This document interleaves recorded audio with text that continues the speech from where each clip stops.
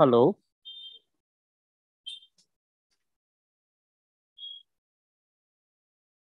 Hello. Sir. Yes, Good sir. afternoon, sir. Yes, sir. Yeah, the unit name is the challenges of prevention. That is the unit name. Actually, due to some technical issues here, connectivity problem, that is the reason could not start in time. Okay. No issues, sir. Yeah. So here there are some important supportive measures here. One is supportive housing and some issues related to the community problem, or you can say community programs, placement in the community, and some legal aspects of this statement. These are the main issues we will discuss in this 23rd unit, that is last unit. Okay. Supportive housing is, there are two ways of supportive housing. One is custodial housing, second is the alternative housing. In custodial housing, so in this housing, the government will provide some sort of rehabilitation programs. It's nothing but an institutional atmosphere. Okay, actually, these people, depending on their disability severity of the person or the patient, some patients are supposed to keep in the hospitals. But if we keep these patients in the hospitals, the community environment, or you can say the social environment, may not be possible to provide to these children or patients.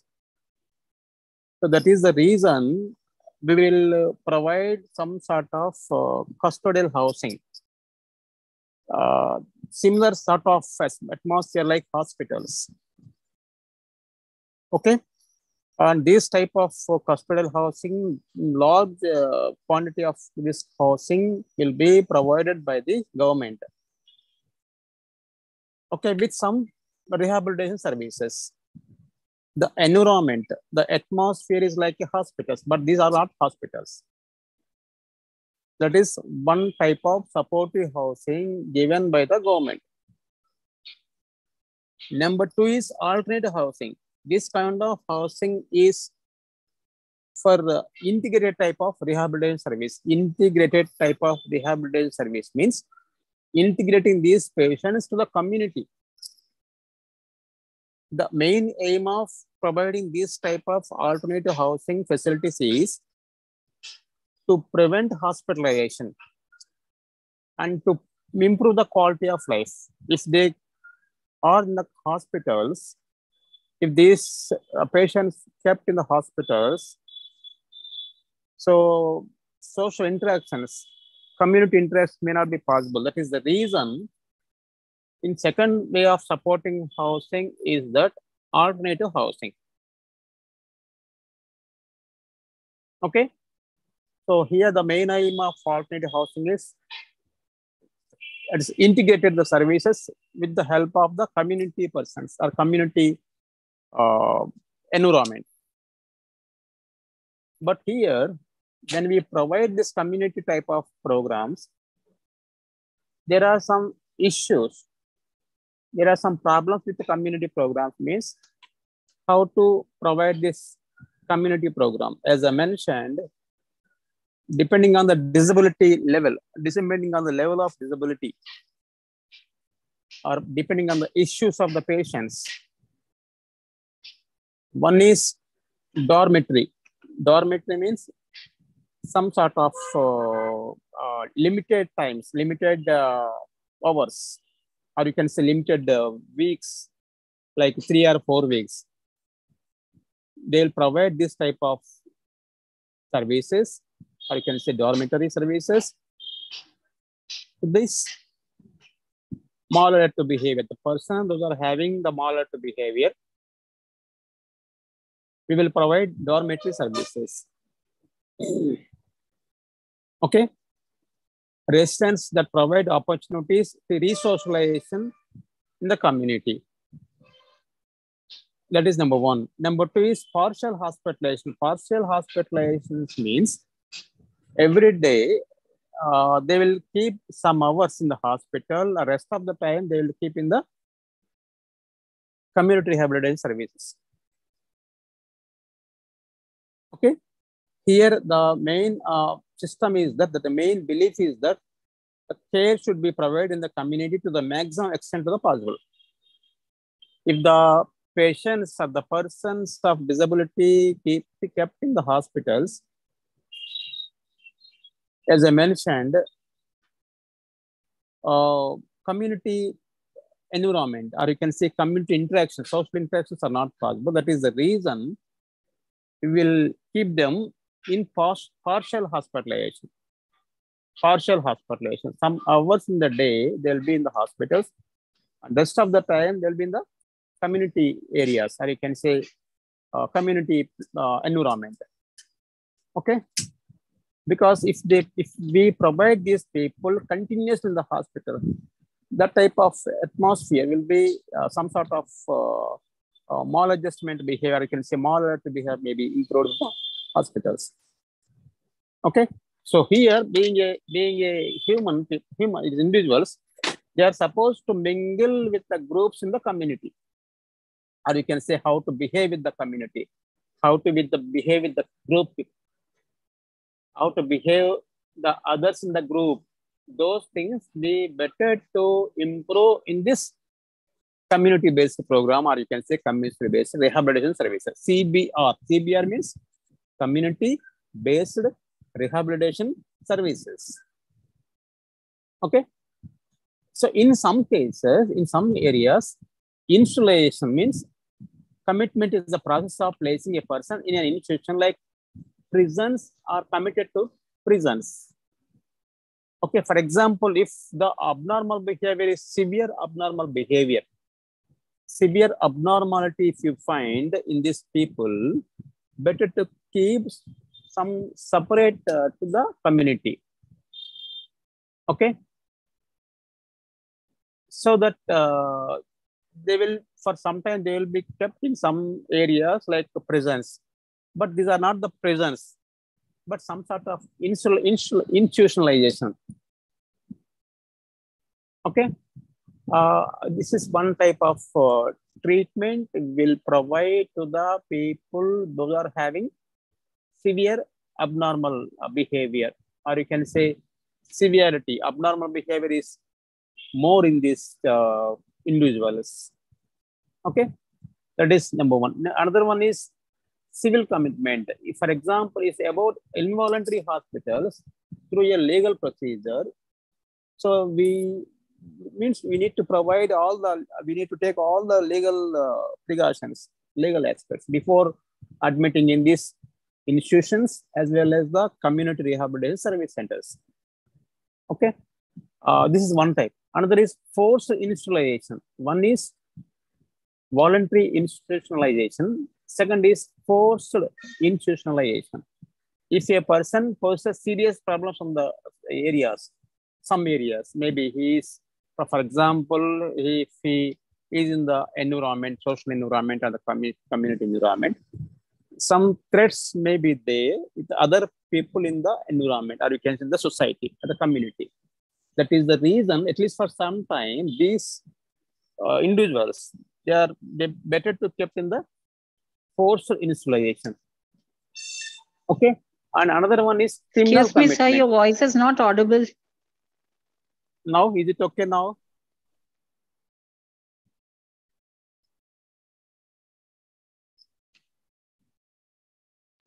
It is audible only, sir. Maybe computer problem is there in her device. Okay. Yeah, okay. So, what I mean to say, these are the various institutional services depending on the severity or the moderate behavior of the individuals or the patients. Okay.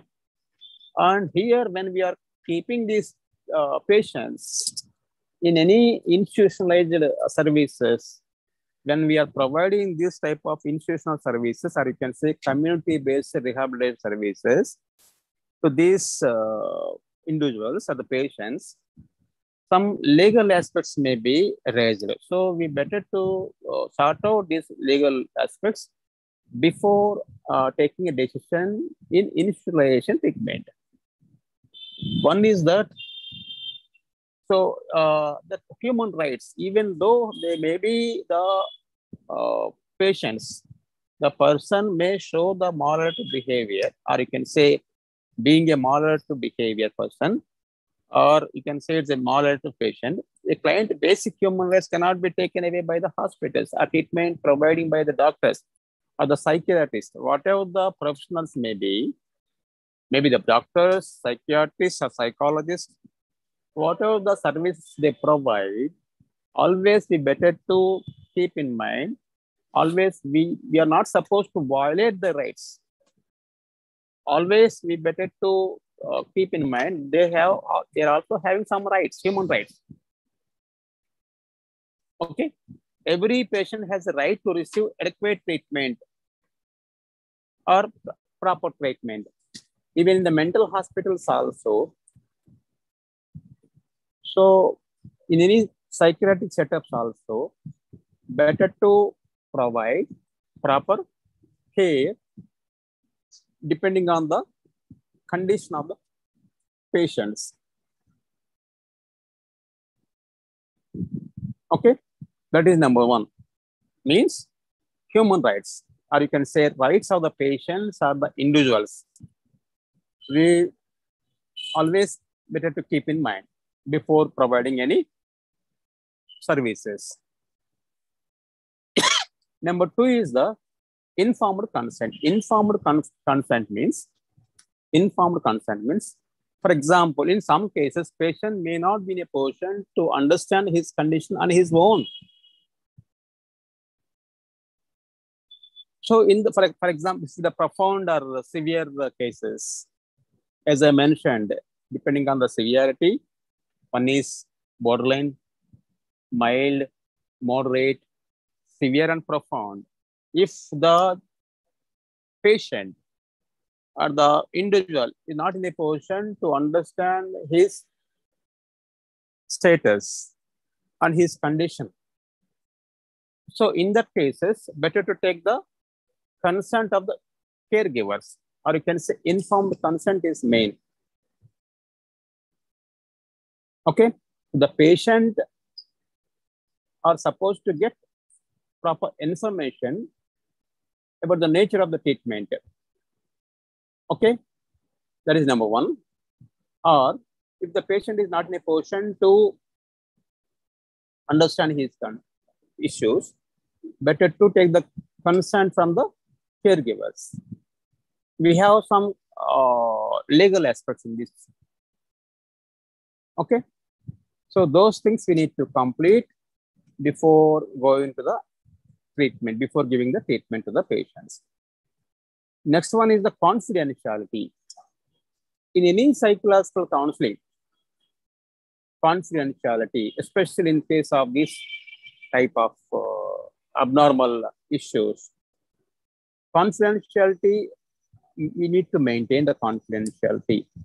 A confidential relation between the client and the patient, client and the doctor, or you can say doctor and the patient relationship, or you can say relationship between the counselor and the client.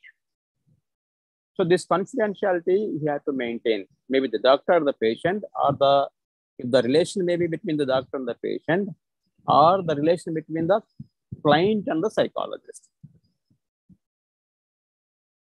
Okay, what are the information given by the patient or the caregivers of the patient, better to keep in confidentiality. The confidentiality we have to maintain. Okay, and another thing is privacy. We have some articles related to this. We have the constitutional provisions also related to this type of informed consent and confidentiality and privacy. Okay, so the right to life, the liberty includes the right of a person to maintain their privacy. So some issues they disclose to the doctors or the counselors. What are the information or the confidential issues disclosed by the patient or the caregivers, we need to keep in mind, and that type of confidentiality we better to maintain. Okay. For example, if the problem is with their intimate relations with other members in the family, in some cases, these patients, they won't disclose this type of information even to the patient's family members also. But this information, the confidential information, they will disclose to the doctors, or you can say psychologists.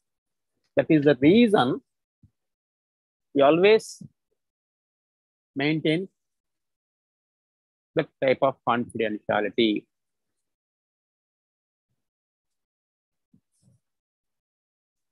Okay.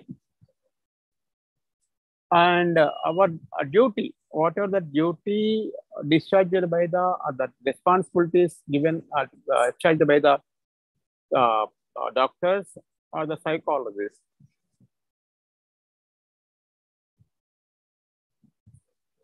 So those services, what are the services we render to the patient or the individuals,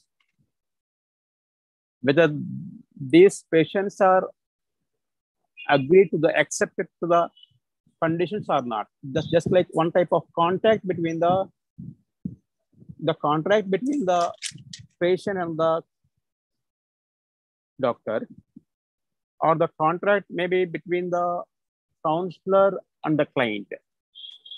Okay.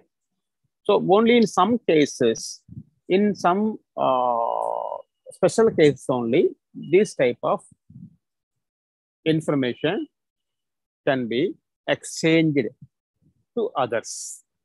Like if it is a case study, in that cases, we will discuss with the other professionals in the group. In the professional setups only, we will disclose these issues related to the patient. Okay. Even how we, the therapists or the psychologists break the confidentiality, and to whom he or she can share that information, and what happens if they share the information. There's all some code of conduct is there even with this patients also. This type of code of conduct, or you can say protocol, we better to maintain when we are providing the services to the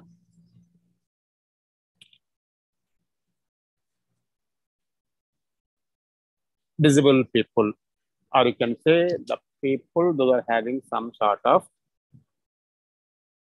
abnormal behavior, or you can say maladaptive behavior. Okay. So here in this brief unit, it is a small unit. One is that what are the supportive services we provide to the client. That is number one. There are some issues we need to keep in mind when we provide the treatment in the community. And third one is there are some legal aspects we have to understand before giving to the treatment or the providing services to the patients. It's nothing but community-based rehabilitation. In this community-based rehabilitation, there are some other stakeholders like government, NGOs, non-government organizations, some sort of self-help groups, some sort type of associations like parental associations. Okay. And some type of professional groups. So awareness programs. Awareness programs from the government side as well as the non-government side also. So if we provide this type of services, okay, so that we will prevent these issues like, as I mentioned, primary prevention, secondary prevention,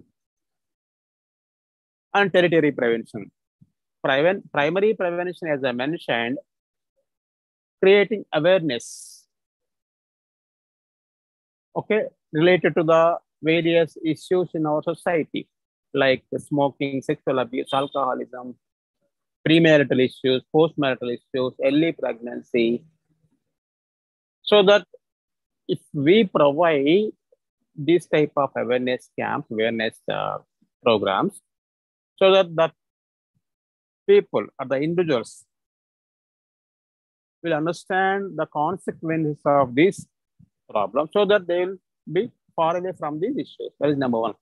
Secondary prevention is, if already some individuals are there in the society or the community, detect their problems as early as possible. Like detect the psychological issues in the society, in the community, in individuals, before taking the turn of severe. Okay. This is a secondary prevention. Tertiary prevention means already if the problem is raised, okay, already the problem is diagnosed. So the illness is observed in the individuals or the community or the society. Here in this third way of prevention, reducing the impairment. Already some problem is there within the groups, within the individuals, within the community people. Reducing the issues, whatever the problem is there, better to, as we know, there are three stages of any problem, any issue.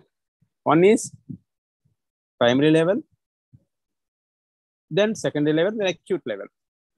For example, if any drug addiction is there, if you identify this drug addiction in an initial stage, what are the consequences that can be reduced, or you can say prevented? That is number one. Another one is, before finding those individuals in the community, in the society, if we provide some type of awareness programs, so that these issues may not be in a position to increase in the society or the community. Third is, if already problem is there within the individuals, better to stop in that level. We will prevent to improve that issue, increase the disability, or you can increase the problem, or you can say advanced stage you can stop, not going to the next level. So these are the various preventive measures we will provide in the society. Okay. So in this 23rd unit, the final one is that how to create awareness, or you can say how to create some type of how to create awareness related to the legal aspects of the treatment. Okay, as I mentioned in this, there are only three. One is informed consent, confidentiality, because when the patients come to the professional, that confidentiality we need to maintain. When we show that sort of empathetical understanding from the patient side, so that he will disclose his issues freely and without any fear, without any obstacles. So that is the responsibility of the professionals to create this type of environment in the counseling process. Okay.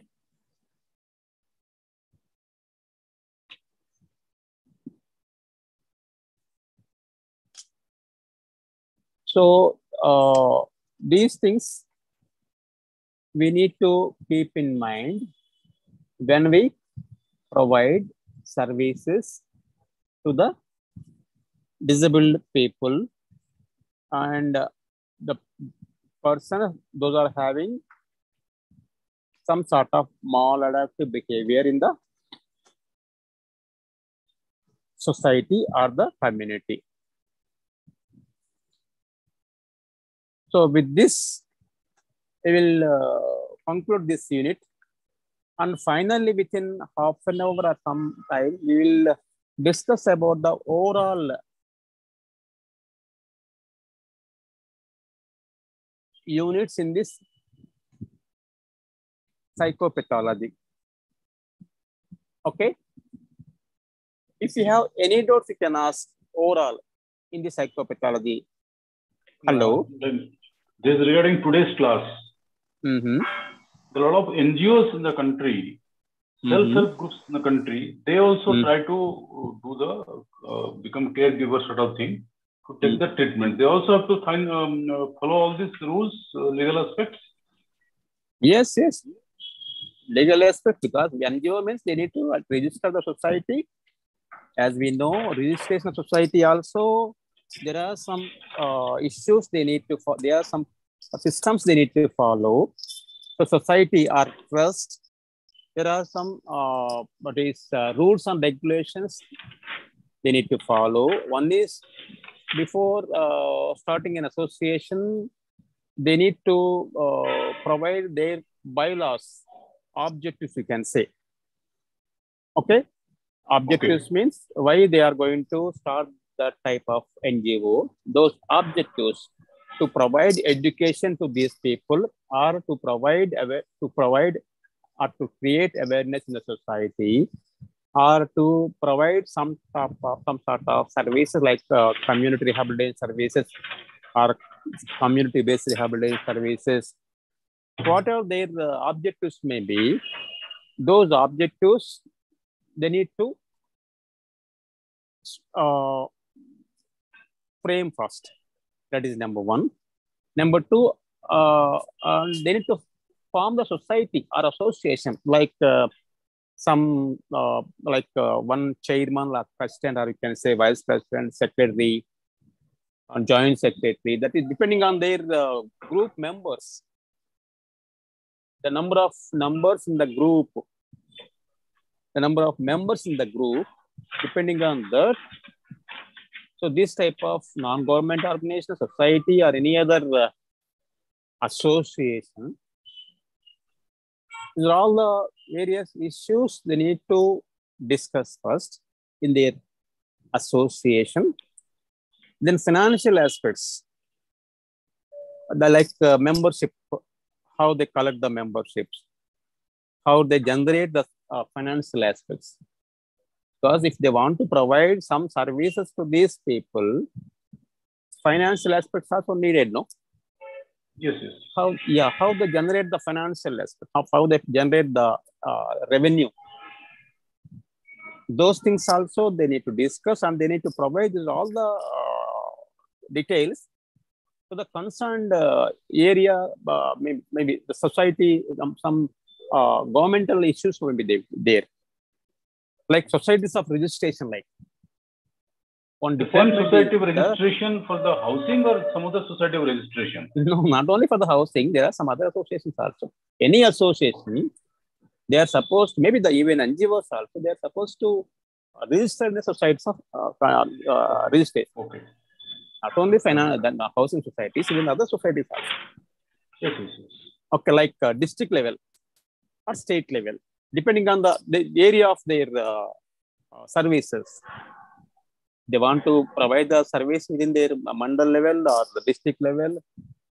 So district authorities, they need to follow to the district authorities. They need to approach to the district authorities. Does it come under Ministry of Social Empowerment and Justice? Yeah, exactly. Yes. Social empowerment or justice. It's state level as well as the central level. Central level. Yes. Yeah. Okay. Yes. Yeah. Second thing, I think last time you covered regarding this behavior theory, assertiveness training, I think missed out probably. Assertiveness training. That was missed out. So because no, it's already discussed whether you are there on the time or not. I don't know. I was there. You did the token. Yeah, I was there. Token economy was covered. And you discussed in acute schizophrenia cases also. And the substance abuse also. and how the token is taken and treatment was done. Couple of examples of assertive training I have not seen in the video also. You didn't touch upon much. Probably not use the word also assertive in this training. No. I explained that assertive training, but briefly.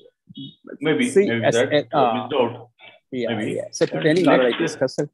Yeah, okay. But a lot of techniques is covered in the book. So that is what, so techniques is not, quite a 4 pages covered in the book. Yeah. Next is the Unit 22, the society's response to maladaptive behavior. It's not a big subject, but it's not, I think we will do that ourselves. Nothing much in there. Basically, it is level of prevention to be taken and sites of prevention from those things. Yeah. The maladaptive behavior. Yes. Yeah. See, assertive training is the form of behavior therapy designed to help people stand up from themselves, because it's one type of communication system. It's communication skill basically. It's like it's related to communication skills. Certain sentences you have to use and people have to be assertive instead of being submissive. So the people feel free to express their feelings, thoughts, and desires. And in this assertive training, we will provide certain type of training to exchange their views, feelings, and thoughts, what are the desires they wanted to explain. So we will provide some sort of awareness of their personal rights. As I mentioned, though they are having some issues, but they are also having some personal rights, human rights. So in this assertive training, we provide awareness related to their human rights, personal rights, I can say. So we also provide some type of training how to get benefit by improving the assertiveness, like differentiation, how to differentiate between the non-assertiveness and assertiveness. Okay, and how to maintain this type of cordial relations with other people in the group. Okay, how to maintain comfortable relationship with other people. Some techniques are all given: a broken record, fogging, negative inquiry, negative assertions, I statements. Yes. The techniques being used. So whenever we communicate to the others, if we understand others from their perspective, so that our emotional regulation is possible, emotional imbalance can be reduced, emotional balance can be maintained, emotional stability can be maintained. So this is also one type of this technique in the assertive training. Okay, and listening skills, as I mentioned, listening skills, like even in any individual, if we listen more, we will understand the others in an effective manner. So listening skills also helpful in the assertive communication system. Okay, feels control of their own self. When we have empathetical understanding about the others, from the others' perspective, if we try to understand the others from their perspective, so we will try to listen others. So that when we listen others properly, so that we will give some sort of opportunity to express their views, their feelings, and their thoughts and desires. Basically utilize this facility for training for cases of depression, social anxiety. It's not only one depression or anxiety. Any, for example, see, in any psychological or emotional issues, okay, minimum quantity of stress, anxiety, and emotional disturbances, there are chances of all these three. In that cases, if you are in the stressful condition, if you are in the anxiety, if you are in the depressive condition, it's not so easy to communicate in a smooth manner. So in that case also, if we express your views in a positive manner, in an assertive manner, so that at least some type of, some quantity of anxiety or some level of stressful conditions or depressive modes can be reduced. Yes. So that is the reason any type of psychological issues want to address the issues. So better to provide assertive training, assertiveness training, or you can say assertive training to these individuals who are having some psychological problems. So this thing in between something like passivity and aggression. Yes, the two exactly. aspects of it. Yes, So when you yes. give assertiveness training, that affected person should not be aggressive, should not be too passive. Yeah, that's what I'm telling. Repeatedly the same So thing. Yeah. Oh yes, it should be a balance between these two things. Exactly. Because passivity sometimes is not good as interpersonal behavior. See, sir, aggression is not also good. 1 minute, again I'll repeat. So emotions, if we discuss about the emotions, like passive or aggressiveness, they all comes under the emotional issues, no? In emotions also, some positive emotions or negative emotions. Being an individual, emotions are quite common in any level of individuals, in any stage of individuals. Whatever the age may be, regardless of their age, emotions or expressing the emotions is quite common being an individuals.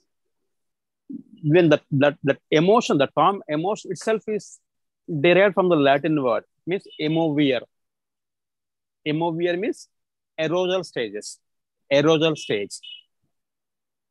So when we are in the emotional systems, emotional feelings, when we are expressing their emotions, some sort of disturbance in our thought process is possible. It doesn't mean we don't have emotions. It doesn't mean we can't show the emotions. We are supposed to show the emotions, but emotional balancing is required. Emotional stability is required. As I mentioned, there are some positive emotions like happiness, joyfulness, okay? Sociability. These are all the positive emotions. And negative emotions like anxiety, jealous, fear, anger, disgust. Okay? These are all negative emotions. Being in, for example, if we have examination tomorrow, without fear, is it possible to write examination? Some sort of fear is needed. Some type of stressful conditions is needed before going to examination. If these emotions are more, if it is out of your control, it's not so easy to write the examinations. Got it? Got it. So that is the reason emotional stability or emotional balancing, whatever the maybe the positive emotions or the negative emotions, emotional stability or emotional balancing is needed being a human being, as a human being. If, for example, if emotions are more, what happens? When one example I will explain here. If the emotion is high, if the emotion is not in a balancing state, it's not so easy to think, We can't think in a smooth manner. We can't understand the others in a smooth manner if the emotions are more. One more example. If we have fear about the exam, any subject, even though if we study well, when we are attending the examination, when we are in the examination hall, if the stress is more, anxiety is more, we can't write the examinations properly, so that we can't recall it. Whatever we understand, whatever we studied in the previous week or month, it's not so easy to present that answers in examination paper. Why? Because of those emotional disturbances. It's not so easy to recall the answers. So this example, why I'm giving this example is suitable to your present condition, because you're also going to face the examination within 1 or 2 months. Maybe you or your children, whatever things may be. One more example I will give. For example, this one unit in this psychopathology, or you can say the psychopathology course, you have studied well, or maybe 1 week or 10 days, whatever the time may be. You prepared your examination in a proper way. Maybe 1 week or 10 days, you allot to this examination paper, like third paper. You allotted some 10 days time for this 23 units. You studied this paper third, and you attended the examination. Though you have studied well, but because of some other unavoidable situations, you attended the examination some 10 minutes or 15 minutes late. Your examination time is 10 to 1 o'clock, but you attended some 10 o'clock, 10 minutes late, some 10 minutes late.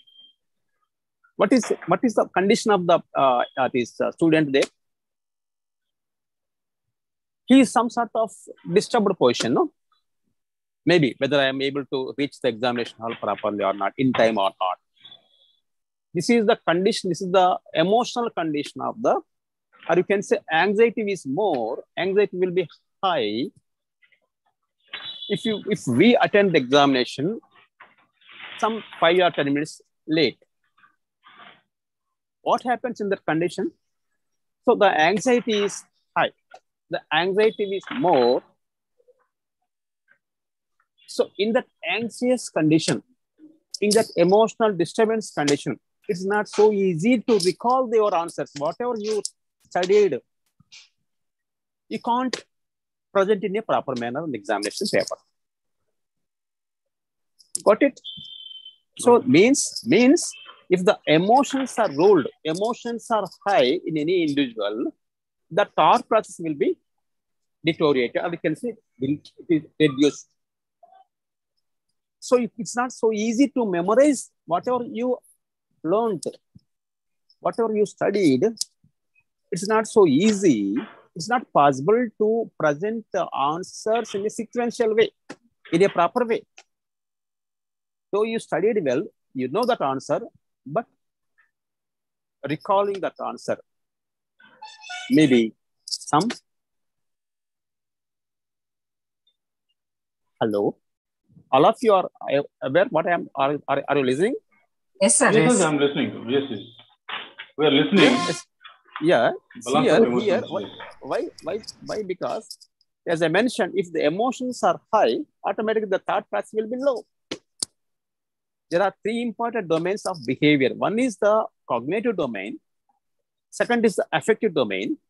Third is the cognitive domain, or you can say. So here, cognition is depending on their feelings or emotions. Affective means feelings or emotions. See, if we studied well, but we are not in a position to present that answer in the examination hall. The reason is that you are not in a position to recall whatever you learned, whatever you studied. You are not in a position to memorize that. We know that we have some main definitions of memory. What is the definition of memory? Because in your first paper is already mentioned, maybe you studied it well. What is the definition of memory? There are so many storage of information, sir. Yeah. Collection of information and storing it in our brain as traces can be a memory. Only storing? Yeah. It is a process where our information is stored because retrieval of sensory it organs. also. Storage and electron retrieval also. And also in the phase, in the organized manner it is stored. See. Recalling the information, sir. Whatever is stored. So see, in memory and forgetting, experiments, so many experiments on memory and forgetting is conducted by Ebbinghaus, the scientist's name. So is Ebbing, Ebbing, Haus. Ebbinghaus conducted experiments on memory, and forgetting. And one main definition of Ebbinghaus, E-B-B-I-N-G, Ebbinghaus, H-A-U-S. He defined the memory. Memory is the reproduction of learned aspects in the same form and the same order. That is memory. I repeat, according to Ebbinghaus, memory is reproduction of learned aspects in the same form and the same order. As we mentioned, storing and revealing that, and repeating that, recalling that. Got it? Yes. In this process, in the reproducing process, if any emotional disturbance is there, what happens? It's not possible to forget that Data can't be retrieved. it is not possible to reproduce it. Got it? Some hurdles may be because of your emotional disturbances. As I mentioned, the examples also are given. Instead of attending your examination hall before 10 minutes or 15 minutes of actual time, some children, some students, some candidates, if they late, instead of attending the examination hall by 10 o'clock, because of their issues, whatever the reasons may be, if they attended the examination hall at 10 or 10:15, what happens? Their anxiety will be high, no? Anxiety is also one of the negative emotions, as I mentioned just now. We have some negative emotions: anger, fear, anxiety, disgust. So due to their anxiety, so what are the learned aspects? They may not be in a position to reproduce it in a proper form and proper order. According to the definition of Ebbinghaus, reproducing in the same form and same order, that is the memory. But due to their emotional disturbances, due to their anxious conditions, the candidates may not be reproduced the learned things, learned concepts in the same form and same order.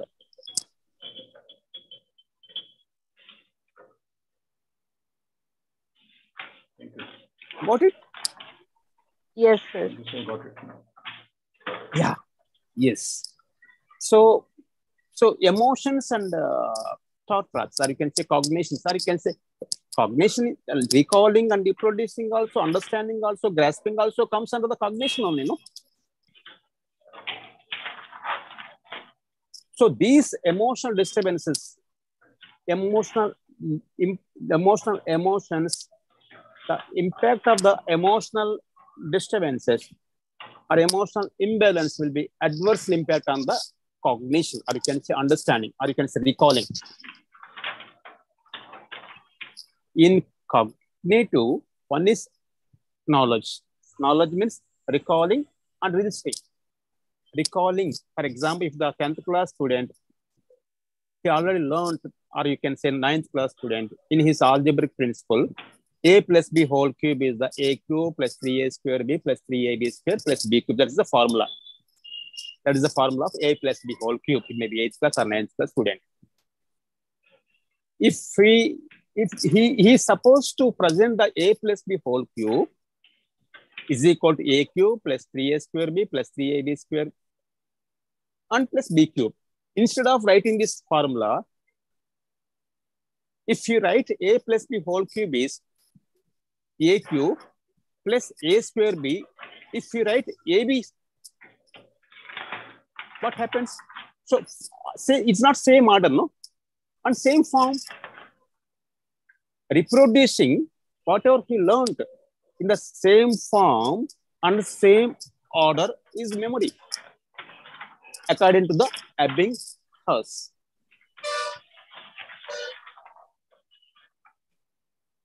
Yeah. Actually, we have not gone through this definition. Yes. This is a good definition. We had gone through that, collection from senses, then organized in the proper way in the brain. Yeah. Then retrieval of the information, that is memory. Yeah. Why we are discussing all about this? in assertive I know. training, see, yeah, I know. Yes. in the You're context of connected to the. assertive, yeah, Yes. I could make it out. Reference to context. yes, sir, yes, sir. That is how the question is answered. Yeah. Okay. So yeah, even the assertive training also, assertive communication also, if we regulate our emotions so that we can easily communicate whatever we wanted to communicate, whatever we wanted to express. Not only we are, I'm talking about the patients or the individual, any individual. So finally, see, in our 23 units, we have another 10 to 15 minutes time. See, in this, total of 5 blocks or 23 units. So whatever the question given in the examination point of view, or maybe in your examinations. So what to do, first of all, if, for example, if they give one example, I'll give you. So what is the psychophysiological disorder? If they give this type of question, what to do first? As I mentioned, we need to define the disorder. Or if they ask the question like, what is schizophrenia? And explain about the treatment of schizophrenia. What to do first? We have to definition. Exactly. First of all, we have to define the schizophrenia first. What is schizophrenia? Then symptoms of schizophrenia. Then what are the reasons of schizophrenia? You can say factors of this, or causes of the schizophrenia. Then treatment. As a psychologist, the role of the psychologist in addressing this issue. That is one question. Another one is define what is stress.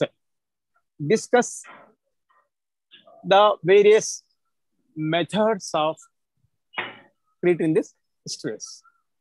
Here are the same. We need to explain the stress. Then symptoms, how the person behaves when he or she is in the stressful condition. Then factors of the stress. As a psychologist, what is the role of the psychologist in treating the person having the stressful condition?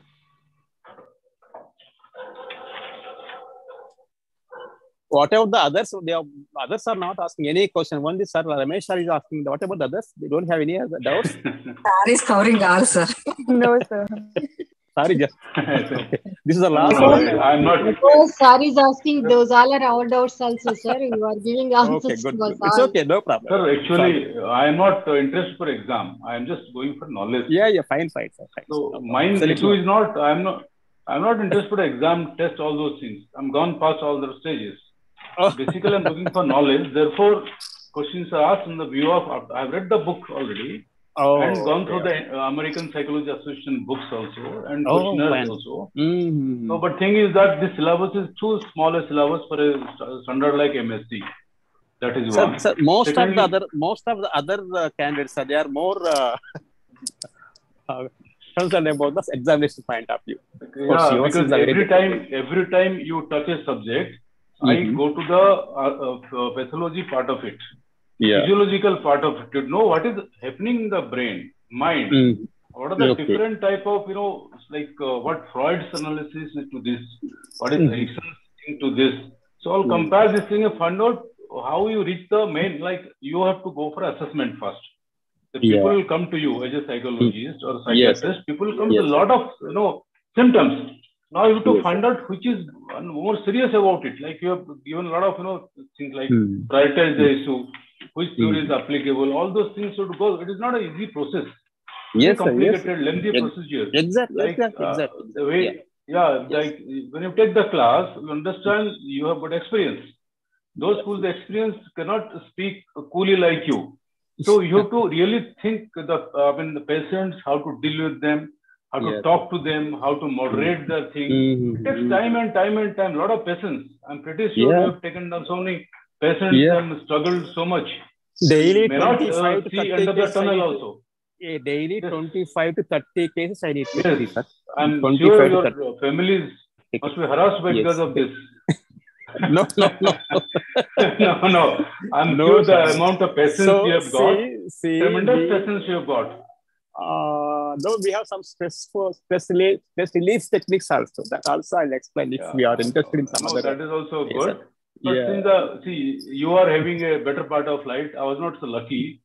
So I am having I've seen worse part of life. No, sir, not like that. No. You don't know how I've gone through. I've collected my colleagues' brain pieces and put in the sack and flown by helicopter to one of the posts in Kashmir to Bombay. Yeah. My emotions had been reduced to almost nil. When you talk of emotions, I'm not having much of emotions. Because when you deal with the blood of your colleague, not even 100 times, so you don't have much of emotions. Your connection between amygdala and that thing is hypothalamus cut. So once it is there, so you can't express emotions. You talk of emotions of fear. I don't know what is fear. You talk of emotions of happiness. I don't know what is happiness. I mean, those sadness. I don't have any sadness. So those emotions are talking in theory. In a classroom, theory is very good to learn. But on ground, it is not so easy. So that is your profession, sir. I think that is your profession. Yeah, correct. That is my profession. But as a psychologist, you must have emotionally attached with the patients and the caregivers. Yes, emotions. We deal with the emotions of the patients as well as the caregivers. Yes, that is our responsibility to understand the emotions. Actually, see, empathetical understanding is we are there from the patient side, caregiver side. So we have to feel that their pain is our pain. Their problem is our problem. Their stress is our stress. If we empathetically understand the client, then only it is possible to provide proper services to the client and the patient. Obviously, empathy is the buzzword in psychology. You can't really do empathy. How can you treat a guy? Exactly. You have to in their shoes and think that you are the patient and how to do. Yes. So this is required because, of course, I got a psychologist as my bridge partner once upon a time. So he used to give me a lot of things. Okay. So I got a lot of experiences. So whatever it is, we had a good time with you, sir. And certainly the psychopathology is one of the very good subjects. Yeah, but the problem is that we need to complete the total book within the limited period. I know, understand. The reason we are not in a position to explain in a proper way. The syllabus is not much also. Time constraints, that is the problem. That is administrative aspect. You can't alter that time. Yes, you can't help it. Okay. Yeah. Thank you so much, sir, for taking a valuable time. Nice meeting you, sir. Nice. A lot of interest and having patience to, face questions from people like me who are sometimes tangentially out. No. Always encouraging questions because I am ready to. But I already told you this is the time concern. That is the way there is no other alternative. I'm happy if you are after any questions. Okay. Yes, madam. Please. Sorry to disturb. So could you mind giving your number so that as we are preparing, in case we come across any doubts or any time also, if we can clarify. Yes. Why not? Always you are welcome. You are welcome. You're all welcome. Any question? Only thing is you better take the appointment before because. Sure, so, sir. 1 or 2 days prior information is needed. Definitely, sir. So that whatever the topic you want to discuss, any topic, no problem. But the problem is that with the time. Please inform whatever the time is available. So you please get the time. Then any question, any doubt, you can ask. No problem. No issue. I want you all to get more than 70% of marks. So out of 70, you must have at least 50 or 55. You know that assignment part automatically will get about 20 out of 30, minimum of 20. If you write in a proper way. But have you seen our assignments? They'll send the assignments, madam. They'll send that. Maybe 1 week or 2 weeks, they'll send the assignments. I'll award the marks to assignments also. Out of 30, if you write in a proper way, out of 30, 28, 29 marks, so also I'll award, no problem. In some cases, out of 30, 29 marks I have given, 29 or 28 also, if I am wrong. Okay, because these are all these marks are needed if you want to go further studies. Like some of you are planning to take the admission advanced course like MPhil or any other RCA registered courses. So the selection process of the admission process of any RCA registration course, one is entrance examination. In some courses, they will consider the marks in your PG level also. Both they'll consult. They consider the both like entrance examination marks as well as the PG level marks. So that is the reason in your theory examination as well as your assessment, assignment examination, assignment part. So better to score good marks. So can we get your number, sir, please?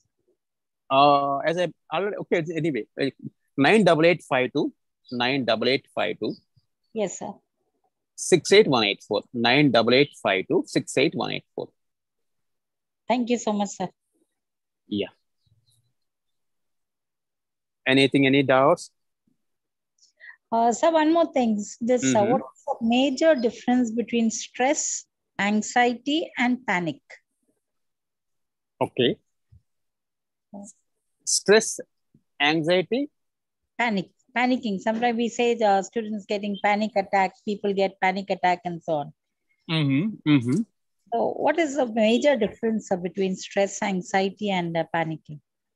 First of all, similarities I will explain, then differences. You want to only differences or similarities? Both, sir, if you don't mind. Yeah. See, if you see the symptoms of anxiety.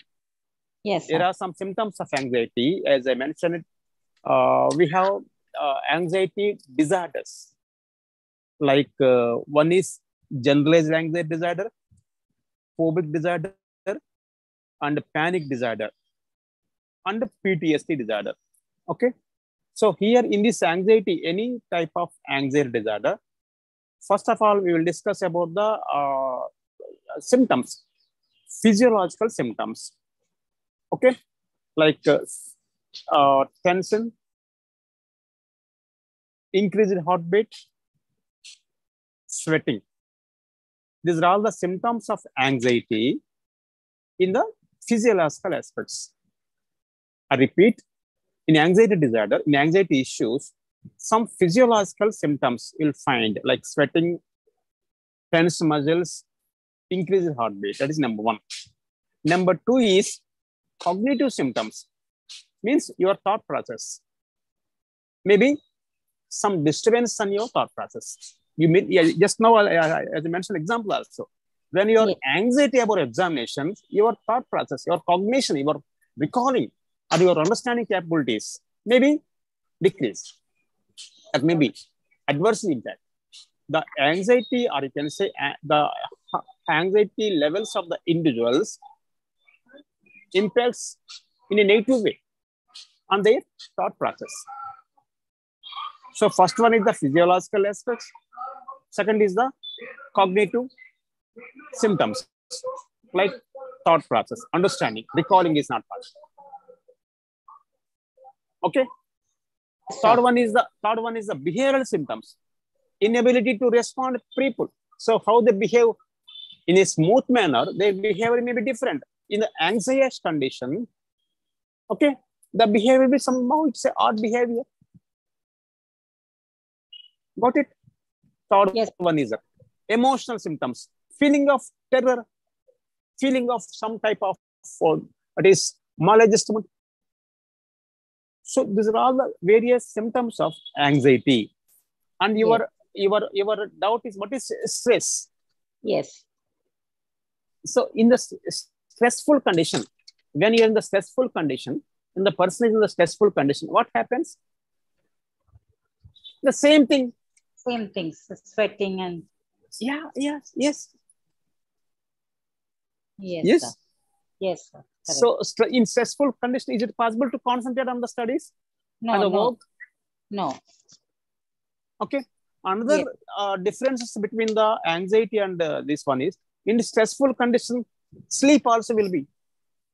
Okay. Sleep disturbance may be in the stressful condition. And the stress is somehow it is the condition of the person. In anxiety, and the difference between the stressful condition and anxiety. Anxiety may be deteriorated only on the some aspects, but the stressful conditions may be not only in this cognition, behavior, and physiological. Sleep pattern also may be disturbed in the stressful conditions. Okay. Okay, and the Yes. communication system. So in the stressful conditions, not so easy to communicate in a effective manner. Yeah. Okay. Yes. This is second. Third one is the panic systems, or you can say we're talking about the panic attacks. Yes. If some sudden issues happen in the environment, maybe the family environment or the social environment or the occupational environment, sudden onset of these issues leads some sort of panic disorders. Yes. Yes. Yes, sir. So briefly, I'm explaining, but these are all the mentioned in your. It is in your respective units. Yeah. Okay. Yes. So in panic attack also we'll have the physiological symptoms, no, sir? Sudden onset of any issues Yeah, leads it can some sort of panic attacks. for, Panic attacks. Yeah. Yes, sir. Okay. Okay. Yes, sir. So physiological symptoms is seen in stress, anxiety, and panic. So cognitive will be seen. Yes. Sir, in panic attacks, what can happen, sir? Sudden attack. So recurrent attacks of anxiety, or you can say if unexpected issues, unexpected events happen in their family or the environment. Okay. These panic attacks, or you can say recurring attacks of or anxiety, Okay. leads some panic attacks, or you can say panic disorders. Okay. Okay. Sudden or unexpected events leads some panic attacks. What are the symptoms we can find out, sir, in panic attacks? See, what are the symptoms I explained in the anxiety, the same symptoms, but the anxiety, the difference between the anxiety and the panic disorder, or you can say panic attacks. In some cases, the panic attacks lead some severe issues in the physiological aspects. Oh. Whereas anxiety, that sort of severity may not be part.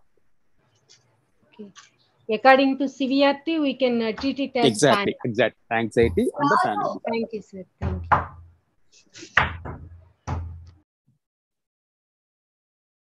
Anything else? Okay. Anyway, so you Thank can you so much, ask if sir, you have for all any your classes, aspect. for locations to teach us, Thank for you. sharing your knowledge. God bless you, sir. Thank you, madam. Thank you. Thank you. Thank you, sir. Thank you. Sir, So best of luck. actually, this sir, these symptoms are mostly similar in almost all disorders, no, sir. So how No, to some, as I mentioned, have some to remember? similarities, some one or two differences also maybe. Okay, okay, sir. Okay. Okay, sir. Fine. Thank you, sir. Thank you, all of you. Best of luck. Thank you, sir. Thank you. Yeah. Thank you. Thank you, sir. Thank you very much. Yeah. Yeah.